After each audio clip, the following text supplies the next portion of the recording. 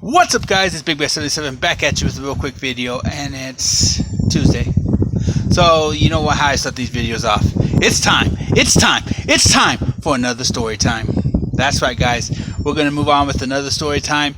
This one's more of a. I'm gonna give you guys it's probably gonna be a pretty quick story because I just want to get this video out to you guys and give you guys something to watch today. It's about my experience with the minor league baseball. I don't know why I'm going to name it up top, the title. So whatever the title is, that's what it is. But anyways, I remember a lot of people ask me all the time, you know, you're a 49er fan and a Dodger fan. How does that mix? Well, because, you know, San Francisco and LA, they're rival cities. And here's the thing is I lived in a decent sized town called Bakersfield, California. If you don't know where it is, don't try visit. No. But anyways, no, I lived in Bakersfield, California. Was born and raised in Bakersfield, California. And, you know, I became a 49er fan. My uncle was a 49er fan. He would let me come in and watch the 49er games with him. But how did I become a Dodger fan? That was very simple.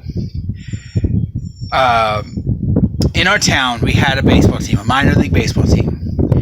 And as a kid, they were known as the Bakersfield Dodgers. And Herman, you would know that, right?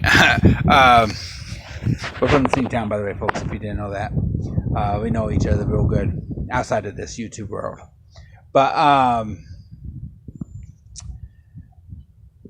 would go probably every weekend to watch the Bakersfield Dodgers. I got to see some of the players that came up through the Bakersfield Dodgers. I got to see a guy, you guys probably know him because he's a Hall of Famer without doubt in my mind, Mike Piazza. I got to see him play the year before, well, really the same year he got called up.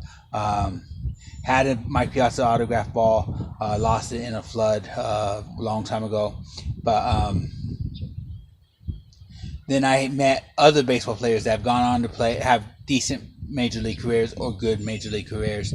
Then I met players that never really mounted too much in major leagues. But the year I'm talking about, I believe it was 91. I always said that year I loved the bleachers. I usually sit in the regular comfy seats, the reserve seats. But that year, I just loved the bleachers because I would get over there on the bleachers and I would go over and there's a bullpen right next to the bleachers. And I would sit there and talk to the pitchers in the bullpen. And that's what I loved about minor league baseball was the players interacted with the fans and the fans interacted with the players. And it was so awesome. I believe they later became the Bakersfield Blaze. And I believe they folded after last season. I lost contact last season, so I believe that's what happened. They folded. But anyways, there was this one player in the bullpen, and he was normally a starter. I don't know why he was in the bullpen. It may have been coming off of an injury, something like that. His name was Greg Hansel. He went on to play for the Dodgers and got called up in '95 to the Dodgers, later to go to the Minnesota Twins. But he was drafted by, I'm trying to remember. I used to know this. I haven't talked about him in a long time. I believe Boston in 1989, I believe it was. It's 88, 89, somewhere in there. But anyways, this guy always interacted with the fans, and he was one of my favorites to talk to. And as a kid, talking to these players, it was just awesome. I mean, if you're into baseball and you get to talk to these minor league players, some of these guys are going on to majors. You're talking to a guy who's playing baseball. And it was some of the coolest moments. And this guy always interacted with the fans, signed autographs for whenever a fan wanted an autograph. He would go down to the bullpen to warm up for for the games he started, and he would sign autographs while he was down there. He would ask someone to toss him a ball, and he'd sign it, toss it back up. Well, I was down there. He was standing there. There was someone over on the far side warming up, and he was just talking to us fans and having a conversation with about 3 or 4 of us. And I was standing there closer to the bottom, and because my seat was down there. And I remember him going heads up. Or when he said heads up, that automatically made me turn. I jerked sideways. Well, I think if I didn't jerk sideways, the ball would have hit me in the head. But it ends up hitting me in like the shoulder. It hurt, but not as bad as it probably would have if it hit me in the head. At that time, it wasn't funny. Oh, I was not laughing. Trust me. Today, I could laugh about it because it's the first time I ever got hit with a ball. in all of baseball, playing baseball, anything. First time I believe I ever got hit with a ball was because I wasn't paying no attention. My head was probably getting swollen because I was talking to a baseball player. Come on, and that brought me back down to level. But I picked up the ball off of the ground where I was standing. A bunch of kids dive in underneath the seats trying to get to it. I was able to get to the ball, and I remember Greg asking for the ball, and he signed it. And I thought that was the coolest thing. That was my coolest ball I ever owned. I've had the Mike Piazza ball, but the coolest ball I ever owned was the one I got hit with. It's funny now, but back then it wasn't. But it was cool because this guy is taking the time out to talk to me, to talk to other fans that were over there on those bleachers. And after that, I'd rather sit in the bleachers because you got to interact with those fans. I would interact with those fans, and then I started to go over there when I was sitting in the regular reserve seats, which we did still go up there some.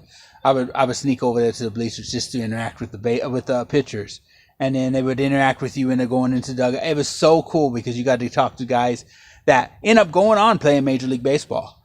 I'll never forget talking to Mike Piazza, a baseball player that I've always liked. I'm a huge Mike Piazza fan. I was upset when he left the Dodgers.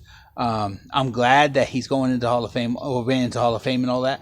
But Mike Piazza is a guy that I have nothing but respect for. And, and he took time out of his day to talk to me. And then when he gets called up, I'm like, dude, I talked to him before he was a Major League Baseball player. So which was cool. And then I got to see him in a Major League Baseball uniform at Dodger Stadium, which was also cool. But yeah, that's the story. The day I got hit by a ball because I was talking to Greg Hansel. By the way, I'm saying Hansel. So Hansell, I believe, or maybe one L. I'm not for sure.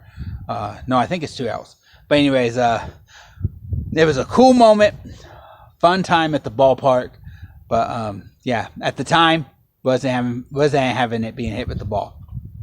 Just the way it is. Anyways, guys, I'm going to get on out of here. I hope you guys enjoyed this story time. Sometimes I don't feel like I have an interesting life, but a few of you have told me that you like some of these stories. You find them funny, you find them humorous, you find them entertaining, you find them interesting.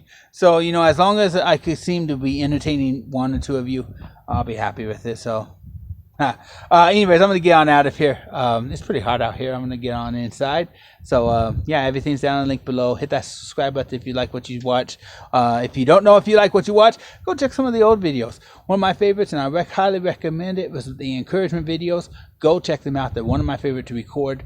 And check out the other videos, too. Hit the like button. Comment, as always. And yeah, that's all we got. So I'm going to get on out of here. Thank you guys once again for watching. Much respect, much love. Thanks for the support. I'm out. Peace.